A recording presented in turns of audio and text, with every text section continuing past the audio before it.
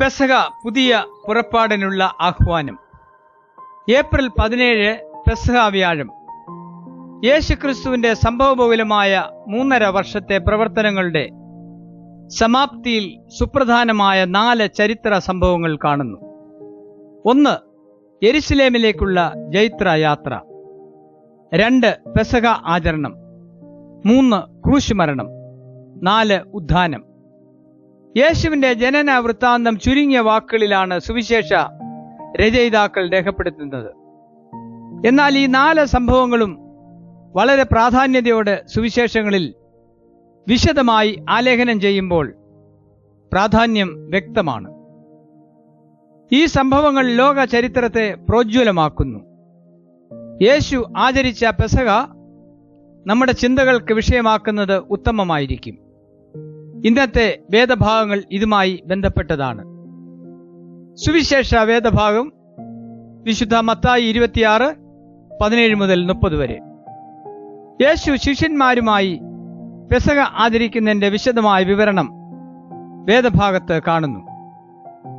പെസഹയുടെ പുതിയ നിയമ സാങ്കത്യവും ദൈവശാസ്ത്രവും വളരെ മനോഹരമായി ഇവിടെ വിവരിക്കുന്നു. ക്രൈസ്തവ ചിന്തയുടെ മർമ്മപ്രകാശികയായ വിശുദ്ധ കുർബാനയുടെ സ്ഥാപനയെ ആധികാരികതയോടെ വിശദീകരിക്കാൻ പെസഹയുടെ ആചരണത്തെ വിശുദ്ധ മത്തായി ഉപയോഗിക്കുന്നത് ഏറ്റവും ശ്രദ്ധേയമാണ്. പെസഹയുടെ ചിന്തകൾ നമ്മുടെ ആത്മീയ യാത്രയ്ക്ക് പ്രചോദനവും ഊർജവും നൽകുന്ന അനുഭവമാകണം. പെസഹയുടെ ചരിത്ര പശ്ചാത്തലം. പഴയ നിയമ ചരിത്രത്തിൽ പെസഹ ആചരണത്തിന്റെ പശ്ചാത്തലം വളരെ വിശദമായി പരാമർശിക്കുന്നുണ്ട്. അത് അപ്രകാരം സംഗ്രഹിക്കാം. യാക്കോബിനോടുകൂടെ ഈജിപ്തിൽ അല്ലെങ്കിൽ മിസ്രൈമിൽ കുടിയേറിയ 70 പേരും അതിനു മുൻപ് അവിടെ ഉണ്ടായിരുന്ന ജോസഫും ഉൾപ്പെട്ട സമൂഹം കാലം പിന്നിട്ടപ്പോൾ എണ്ണത്തിലും ശക്തിയിലും പ്രബുദ്ധതയിലും പ്രബലരായി. അത്യന്തം വിശ്വസ്തത പുലർത്തിയിരുന്ന ഇവരുടെ വളർച്ച എല്ലാ വിധത്തിലും ശ്രദ്ധേയമായിരുന്നു. വിവിധമായ പ്രവർത്തനങ്ങൾ അവർ ഔന്നത്യം പുലർത്തിയിരുന്നു. ചരിത്ര പ്രസിദ്ധവും ലോക സംസ്കാരങ്ങളിൽ ആകർഷകവുമായ 2 നഗരങ്ങൾ ഇസ്രായേൽ മക്കൾ ഫറവോനു വേണ്ടി പണിതു. ഇവർ സ്പർശിച്ച എല്ലാ സ്ഥാനങ്ങളിലും തിളക്കം സൃഷ്ടിച്ചു. ആദ്യകാലങ്ങളിൽ ഫറവോ രാജാക്കന്മാർക്ക് അവർ പ്രീതിയുള്ളവരായിരുന്നു. ഈ ജനസമൂഹത്തിന്റെ അഭൂതപൂർവമായ മുന്നേറ്റത്തിൽ ഫറവോ രാജാക്കന്മാർ അസ്വസ്ഥരായി. ഫറവോമാരുടെ നിലനിൽപ്പിന് ഇവർ ഭീഷണിയാകുമോ എന്ന ആശങ്ക ഫറവോനെ ആകുലപ്പെടുത്തി. അതിനാൽ ഈ ജനസഞ്ചയത്തെ പീഡിപ്പിക്കുവാൻ തുടങ്ങി. ക്രമേണ ഇസ്രായേൽ മക്കൾ ഭീകരമായ അടിമത്തത്തിലേക്ക് നയിക്കപ്പെട്ടു. കഠിനമായി അവർ വേദനിച്ചു. കഷ്ടതകളുടെ തീച്ചുള ഫറവോൻ ആളിക്കത്തിച്ചു. ഇതിന്റെ മധ്യത്തിൽ ഇസ്രായേൽ മക്കളുടെ സങ്കടങ്ങൾ അവർ ആർദ്രമായി ദൈവത്തിങ്കിലേക്ക് ഉയർത്തി. അതിന് മറുപടിയായി അവരുടെ ഉദ്ധാരണത്തിന് ദൈവം മോശയെ നിയോഗിച്ചു. ദൈവം മോശയോട് പറയുന്നത്, എന്റെ ജനത്തിന്റെ കഷ്ടത ഞാൻ കണ്ടു നിലവിളി കേട്ടു. ഈ അന്ധകാര നിബിഡമായ ചരിത്രത്തിന്റെ സമാപനം അവർക്ക് ലഭ്യമായ വിമോചനമായിരുന്നു. അടിമത്തത്തിൽ നിന്നും, ബാധകളിൽ നിന്നും, ശത്രുകരങ്ങളിൽ നിന്നും, മരണത്തിൽ നിന്നുള്ള അത്ഭുതകരമായ വിടുതലിന്റെയും മരണം കടന്നുപോയതിന്റെയും ജ്വലിക്കുന്ന ചരിത്രമാണ് പെസഹ ആചരണത്തിന്റെ പശ്ചാത്തലത്തിൽ കാണുന്നത്. ഗതകാലത്തിന്റെ ത്രസിപ്പിക്കുന്ന ഓർമ്മകൾ പെസഹയുടെ ആചരണത്തിൽ കൂടെ അവർ അർത്ഥവ്യാപ്തിയോടെ പങ്കിട്ടിരുന്നു. അതിനാൽ എല്ലാ പെരുന്നാളുകളെക്കാളും പ്രാധാന്യതയോടെയാണ് പെസഹ ആചരിച്ചത്. മരണത്തിൽ നിന്നും അടിമത്തത്തിൽ നിന്നുള്ള ഒരു കടന്നുപോക്കിനെ പാസിംഗ് ഓവർ സൂചിപ്പിക്കുന്ന പദമാണ് പെസഹ. കാലങ്ങൾ പിന്നിട്ടെങ്കിലും അർത്ഥ വ്യത്യാസം സംഭവിച്ചിട്ടില്ല. എന്നാൽ ആചരണങ്ങൾക്ക് ചില രൂപപരിണാമങ്ങൾ സംഭവിച്ചിട്ടുണ്ട്. യേശുവും ശിഷ്യന്മാരും പെസഹ ആചരിച്ച സംഭവത്തിന്റെ വിശദീകരണമാണ് സുവിശേഷങ്ങളിൽ കാണുന്നത്. അതിന് യേശുക്രിസ്തുവുമായുള്ള ബന്ധത്തിൽ ആഴമായ ദൈവശാസ്ത്ര വിശകലനവും അർത്ഥവും സുവിശേഷ രചയിതാക്കളും അപ്പോസ്തലനായ വിശുദ്ധ പൗലോസും നൽകി. ക്രൈസ്തവ വിശ്വാസത്തിന്റെ ഹൃദയഭാഗത്ത് നിലകൊള്ളുന്ന വിശുദ്ധ കുർബാന സ്ഥാപിക്കപ്പെട്ടത് കർത്താവ് ആചരിച്ച പെസഹായിൽ കൂടിയാണ്. അതിനാൽ പെസഹയുടെ ചിന്തകൾ ക്രിസ്തീയ വിശ്വാസത്തിൽ വളരെ പ്രസക്തവും അത് നൽകുന്ന ആഹ്വാനങ്ങൾ ശ്രദ്ധേയവുമാണ്. യേശു പെസഹായെ വീക്ഷിച്ചത് ഒരു ആചരണം എന്നതിനേക്കാൾ തന്നിൽ കൂടെ നിവർത്തിക്കപ്പെടുന്ന രക്ഷാകര പദ്ധതിയുടെ വെളിപ്പെടുത്തൽ എന്ന അർത്ഥത്തിലായിരുന്നു. പെസഹ പുതിയ നിയമ ദൈവശാസ്ത്രത്തിൽ അർത്ഥപൂർണവും അത് നൽകുന്ന ചിന്തകളുടെ ആഴം വാക്കുകൾക്ക് അതീതവുമാണ്. മഹാകവി പുത്തൻകാവ് മാത്തൻതരകൻ വിശ്വദീപം എന്ന മഹാകാവ്യത്തിൽ ഇത് പങ്കിടുന്നു. വ്യാഴം വന്നുദിക്കിയായി പാരിടം തന്നിൽ പാരം താഴ്മയെ മനുഷ്യർക്ക് നേത്രഗോചരമാക്കാൻ ഉണർവും ഉറക്കവുമില്ലാത്ത പരമേശൻ ഉണർന്നാൻ സാധാരണ മനുഷ്യനെ പോലെ പുളിപ്പില്ലാത്ത പൂപം മുറിക്കേണ്ടുന്നതായ പെരുന്നാളായിരുന്നു ഉഷസിൽ തെളിഞ്ഞതും. താഴ്മയുടെ വിശ്വരൂപം മനുഷ്യർക്ക് വെളിപ്പെടുത്താൻ ഉറക്കവും ഉണർവുമില്ലാത്ത പരമേശൻ പുളിപ്പില്ലാത്ത അപ്പം മുറിക്കാനായി വ്യാഴം പുലർന്നപ്പോൾ സാധാരണ മനുഷ്യനെ പോലെ ഉണർന്നെഴുന്നേറ്റു. അതാണ് കവിവാക്യം. നമ്മുടെ ആത്മീക ജീവിതത്തെ ശക്തീകരിക്കുന്ന അനുഭവങ്ങളുമായി അഭേദ്യമായി ബന്ധപ്പെട്ട ഈ ആചരണം ഓർമ്മിപ്പിക്കുന്ന 3 ജീവിത ശൈലികൾ ചിന്തകൾക്ക് വിഷയമാക്കുവാൻ ആഗ്രഹിക്കുന്നു. ഒന്നാമതായി, വിശുദ്ധമായ ജീവിതത്തിനുള്ള ആഹ്വാനം.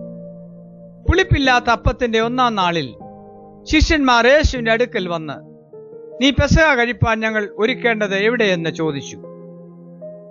വേദപുസ്തകത്തിൽ പുളിപ്പ് എന്ന പദത്തിന് വിശാലമായ അർത്ഥമാണുള്ളത്. ഇസ്രായേൽ മക്കൾ മാവ് പുളിക്കുന്നതിന് മുൻപ് മോശ പറഞ്ഞതനുസരിച്ച് അവയുമായി യാത്ര ആരംഭിക്കുന്നതായി കാണുന്നു. പുളിപ്പില്ലാത്ത അപ്പത്തിന്റെ പെരുന്നാളിന് ഈ അർത്ഥവും നൽകാം. മാത്രമല്ല, പുളിച്ച മാവ് നിങ്ങളുടെ വീടുകളിൽ നിന്നും നീക്കണം. അതേസമയം അശുദ്ധിയുടെയും പാപത്തിന്റെയും വികലതകളുടെയും പ്രതീകമായും പുളിപ്പിനെ ചിത്രീകരിച്ചിട്ടുണ്ട്. 1 കൊരിന്ത്യർ 5:6 മുതൽ 8 വരെയുള്ള വാക്യങ്ങളിൽ കൊരിന്ത്യ സഭയിലെ വികലതകളെ പുളിപ്പായി പറയുന്നു. അസാരം പുളിമാവ് പിണ്ടത്തെ മുഴുവൻ പുളിപ്പിക്കുന്നു എന്ന് അറിയുന്നില്ലയോ? നിങ്ങൾ പുളിപ്പില്ലാത്തവരായിരിക്കാൻ തക്കവണ്ണം പുതിയ പിണ്ടം ആകേണ്ടതിന് പഴയ പുളിമാവിനെ നീക്കിക്കളവിൻ. നമ്മുടെ പെസഹ കുഞ്ഞാട് അറുക്കപ്പെട്ടിരിക്കുന്നു, ക്രിസ്തു തന്നെ. ആകയാൽ നാം പഴയ പുളിമാവ് കൊണ്ടല്ല, സ്വച്ഛതയും സത്യവുമായ പുളിപ്പില്ലായ്മ കൊണ്ട് തന്നെ ഉത്സവം ആചരിക്കാം.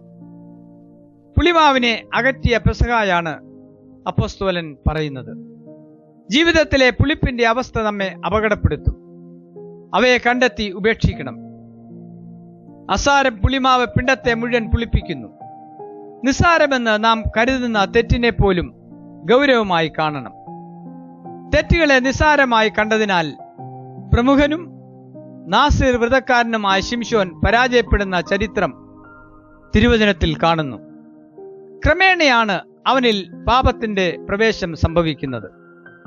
അത് പുളിമാവിന്റെ അംശം പിണ്ടത്തെ മുഴുവനായി പുളിപ്പിക്കുന്നത് പോലെയാണ്. പാപം ശിംശോനിൽ 3 അവസ്ഥകൾ സൃഷ്ടിച്ചു.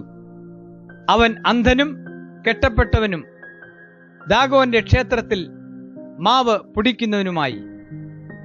ന്യായാധിപനായി വിളിക്കപ്പെട്ടവന്റെ അവസ്ഥയിൽ സംഭവിച്ച അനുഭവങ്ങൾ എത്ര പരിതാപകരം! പാപമാകുന്ന പുളിപ്പ് ജീവിതത്തെ നശിപ്പിക്കും. എന്തിനും ഏതിനും ന്യായീകരണം പറഞ്ഞ് ജീവിതത്തെ നശിപ്പിക്കുന്ന ഒരു സമൂഹമാണ് ഇന്നുള്ളത്. വിലക്കുകളില്ലാത്ത, മതിലുകളില്ലാത്ത ലോകമാണ് ഏവർക്കും താല്പര്യം. എന്നാൽ ആ ലോകം മനുഷ്യന് നാശമാണ് നൽകുന്നത്. ക്രിസ്തീയ വിശ്വാസം ചില നിയന്ത്രണങ്ങളുടെയും വിലക്കുകളുടെയും മാർഗമാണ്. എന്തിനും സ്വാതന്ത്ര്യവും ജീവിതാസ്വാദനത്തിനായി ഏത് പ്രവർത്തിക്കും അംഗീകാരം നൽകിയിരുന്നതുമായ ഒരു സംസ്കാരമായിരുന്നു റോമൻ സംസ്കാരം, റോമൻ സിവിലൈസേഷൻ. അവർക്ക് ആർഭാടങ്ങളും അനാശാസ്യങ്ങളും ഒരു സാധാരണ അനുഭവം മാത്രമായിരുന്നു. ദൈവവിശ്വാസത്തെയും ആത്മീയതയും അവിടെ പുച്ഛിച്ച് പുറന്തള്ളിയിരുന്നു. വെളിപ്പാട് 17:5 പറയുന്ന ബാബിലോൺ റോമാ സാമ്രാജ്യത്തിന്റെ ഭാഗമായിരുന്നു എന്ന് പഠിതാക്കൾ പറയുന്നു. വെളിപ്പാടിൽ കാണുന്നത് മഹദിയാം ബാബിലോൺ, വേശ്യമാരുടെയും മ്ലേച്ഛതകളുടെയും മാതാവ് എന്നൊരു പേര് അവിടെ നെറ്റിയിൽ എഴുതിയിട്ടുണ്ട്. ഈ സാമ്രാജ്യം തകർന്നടിഞ്ഞു. തകർന്ന ഈ നാഗരികതയെക്കുറിച്ച് Edward Gibbon the decline and fall of the Roman Empire എന്ന തന്റെ ഗ്രന്ഥത്തിൽ പറയുന്ന വസ്തുതകൾ അത്യന്തം ശ്രദ്ധേയമാണ്. ധാർമ്മികമായ അധപ്പതനം അതിൽ മുഖ്യമാണ്. ലോകത്തിന്റെ തെറ്റായ മോഹങ്ങളും പുളിപ്പും നമ്മെ തകർച്ചയിലെത്തിക്കും. ഇപ്രകാരം അബദ്ധമായ അനുഭവത്തിൽ ജീവിക്കുന്ന മനുഷ്യന്റെ അവസ്ഥയെക്കുറിച്ച് ആധ്യാത്മ രാമായണം അയോധ്യാകാന്ഡത്തിൽ പറയുന്നത്, ഭോഗങ്ങളെല്ലാം ക്ഷണപ്രഭാചഞ്ചലം, വേഗേന നഷ്ടമാം ആയുസ്സും ഓർക്ക നീ. വിഷയസുഖങ്ങൾ മിന്നൽ കൊടി പോലെ വേഗം മിന്നിമറയുന്നു, ആയുസ്സും വേഗം നഷ്ടമാകും. നല്ലവണ്ണം ചൂടായ ലോഹത്തിൽ വീണ ജലകണികയ്ക്ക് തുല്യമാണ് മനുഷ്യന്റെ ജന്മം. പാമ്പിന്റെ വായ്ക്കകത്തിരിക്കുന്ന തവള ഭക്ഷണത്തിനു വേണ്ടി ശ്രമിക്കുന്നത് പോലെ കാലമാകുന്ന സർപ്പത്താൽ വിഴുങ്ങപ്പെട്ട ലോകം ഇളകി മറിഞ്ഞുകൊണ്ടിരിക്കുന്ന മനസ്സോടുകൂടി വിഷയ സുഖങ്ങൾക്ക് പിന്നാലെ പായുന്നു. എത്ര അർത്ഥവത്തായ ചിന്തയാണിത്! പെസഹ നമ്മെ ഓർമ്മപ്പെടുത്തുന്നത് അർത്ഥരാഹിത്യത്തിലേക്കും തകർച്ചയിലേക്കും നയിക്കുന്ന ജീവിതത്തിലെ പുളിപ്പിനെ അകറ്റുവാനാണ്. വിശുദ്ധ കുർബാന അനുഭവം ജീവിതത്തിന്റെ വൈകല്യങ്ങളെ അകറ്റി അനുഗ്രഹത്തിലേക്ക് നയിക്കുവാൻ നമ്മെ സഹായിക്കുന്നു. രണ്ടാമതായി, യേശുവിനെ അനുസരിക്കാനുള്ള ആഹ്വാനം. ശിഷ്യന്മാർ യേശു പറഞ്ഞതുപോലെ ചെയ്തു പെസഹ ഒരുക്കി. യഹോവ മോശയോടും അഹറോനോടും കൽപ്പിച്ചതുപോലെ അവർ ചെയ്തു. ഇസ്രായേൽ മക്കൾ മോശയുടെ വചനം അനുസരിച്ചു. പുറപ്പാടിന്റെ രാത്രിയിൽ ഇസ്രായേൽ മക്കൾ ചെയ്തതും പെസഹയുടെ സന്ധ്യയിൽ യേശു പറഞ്ഞതനുസരിച്ച് ശിഷ്യന്മാർ നിർവഹിച്ചതുമായ കാര്യങ്ങളുടെയും സാമ്യം വളരെ ശ്രദ്ധേയമാണ്.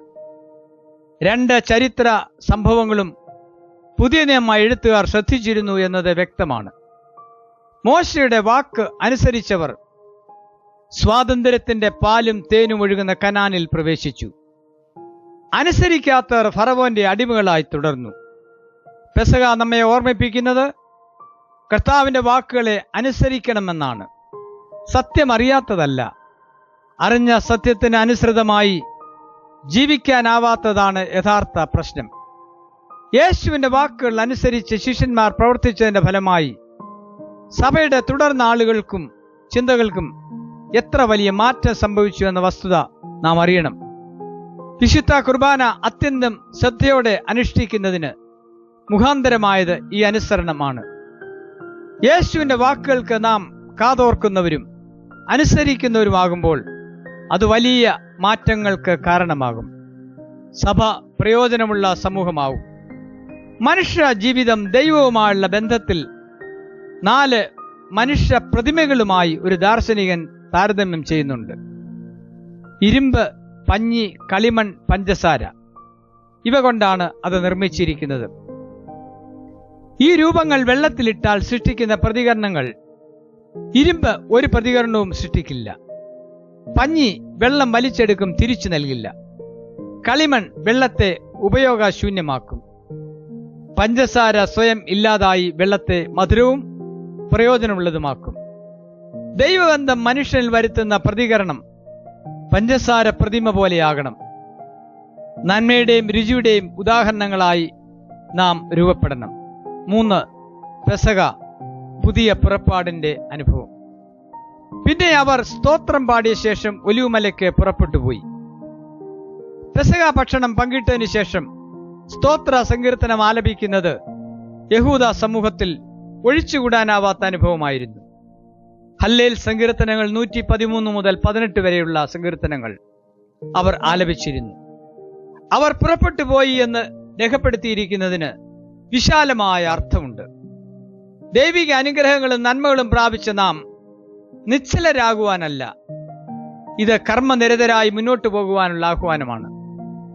ഫറവോന്റെ അടിമത്തത്തിൽ നിന്ന് വാഗ്ദത്ത ഭൂമിയിലേക്ക് പ്രയാണം ചെയ്ത ഇസ്രായേൽ മക്കളെ പോലെ യേശുവിനെ കണ്ടുമുട്ടിയ നാം ഒരു പുതിയ പുറപ്പാടിന്റെ അനുഭവമുള്ളവരാകണം. പുറപ്പാട്, എക്സഡസ് എല്ലാ ഭാഷകളിലും വിപ്ലവകരമായ ഒരു പദമാണ്. ഇതിനെ ഉൾക്കൊണ്ട ശിഷ്യന്മാർ ലോകത്തിൽ എത്ര മഹത്തരമായ ശുശ്രൂഷകളാണ് നിർവഹിച്ചത്. ഉദ്ധിതനായ യേശു ശിഷ്യന്മാരോട് പറയുന്നതും, ആകയാൽ നിങ്ങൾ പുറപ്പെട്ട് എന്നാണ്. ഒരു വലിയ ദൗത്യമാണ് ഇതിൽ കൂടെ അർത്ഥമാക്കുന്നത്. വിശുദ്ധ കുർബാനയുടെ അവസാന ആശീർവാദം സമാധാനത്തോടെ പോക എന്നാണ്. അതിൻ്റെ അർത്ഥം നാം ഉൾക്കൊണ്ട അനുഗ്രഹങ്ങളുമായി പോകുക എന്നാണ്. എന്നാൽ നാം ഇതിൽ പരാജയപ്പെടരുത്. പരാജയപ്പെടുന്ന ക്രിസ്തീയതയാണ് ഇന്നത്തെ വലിയ പ്രശ്നം. പ്രസിദ്ധ ശാസ്ത്രജ്ഞനും നോബൽ സമ്മാന ജേതാവുമായ ഡോക്ടർ CV രാമൻ ഇപ്രകാരം പറഞ്ഞു: ഞാൻ കൃഷ്ണന്റെ ധർമ്മോപദേശത്തിലും ശ്രീബുദ്ധന്റെ അഹിംസാ സിദ്ധാന്തത്തിലും ശ്രീ യേശുവിന്റെ പരിത്യാഗ രൂപിയിലും വിശ്വസിക്കുന്നു. യേശുദേവനെ ഞാൻ വളരെ ബഹുമാനിക്കുന്നു. എന്നാൽ എനിക്ക് അദ്ദേഹത്തിന്റെ മതത്തിൽ വിശ്വാസമില്ല. കാരണം അദ്ദേഹത്തിന്റെ തത്വസംഹിത അനുസരിച്ച് ജീവിക്കുന്ന ക്രൈസ്തവരെ എനിക്ക് കാണുവാൻ കഴിയുന്നില്ല. ഭരണഘടനാ ശില്പിയായ അംബേദ്കറും ഇതേ രീതിയിൽ പറഞ്ഞിട്ടുണ്ട്. ഈ വാക്കുകൾ നമ്മുടെ മനസാക്ഷിയുടെ മുമ്പിൽ ഉയർത്തുന്നത് വെല്ലുവിളികളാണ്. അതിനാൽ ക്രിസ്തു എന്ന സത്യത്തെ നാം എല്ലാ മേഖലകളിലും വെളിപ്പെടുത്തുന്നവരാകണം. ചലനാത്മകമായ ഒരു ആത്മീയത, അതാണ് പുറപ്പാട്. പ്രത്യാശയോടുള്ള പ്രയാണം, തെറ്റുകളെ കണ്ടെത്തി തിരുത്തി മുന്നോട്ടു പോകുന്ന ജീവിത ശൈലിയാണ് ക്രിസ്തീയ ജീവിതം. ദൈവത്തെ എവിടെ എപ്രകാരം കണ്ടെത്താമെന്ന കാര്യത്തിൽ മനുഷ്യൻ ചിന്താക്കുഴപ്പത്തിലാണ്. ദൈവത്തിന്റെ പേരിൽ എന്തൊക്കെ അവൻ ചെയ്യുന്നു? പലതും നിരർത്ഥകമാണ്. ജീവിതത്തിന്റെ വൈകല്യങ്ങളാകുന്ന കാടുകൾ വെട്ടിത്തെളിച്ചാൽ അവിടെ ദൈവത്തെ കാണാം. ഇപ്രകാരം ഒരു പുതിയ സമൂഹത്തിലെ പുതിയ മനുഷ്യരായി നാം പ്രയാണം ചെയ്യുന്നവരാകണം. അതാണ് പെസഹ നമ്മെ ഓർമ്മിപ്പിക്കുന്നത്. ഈ ചിന്ത ബലഹീനരായ നമ്മെ ശക്തീകരിച്ച് ദൈവകൃപയോടെ അനുഗ്രഹകരമായി ജീവിക്കാൻ സഹായിക്കുന്നു. ഇതിനായി ആത്മാർത്ഥമായ നമ്മുടെ സമർപ്പണം അനിവാര്യമാണ്. നമുക്ക് പാടാം: പറവോനു ഞാനിനി അടിമയല്ല, പരമസിയോനിൽ ഞാൻ അന്യനല്ല, പരമസിയോനിൽ ഞാൻ അന്യനല്ല. മനോഹരമായ കനാൻ ദേശമേ, അതേ എനിക്കഴിയാത്തൊരവകാശമേ, അതേ എനിക്കഴിയാത്തൊരവകാശമേ. ഈ ചിന്തകളാൽ ദൈവം നമ്മെ അനുഗ്രഹിക്കട്ടെ. ആമേൻ.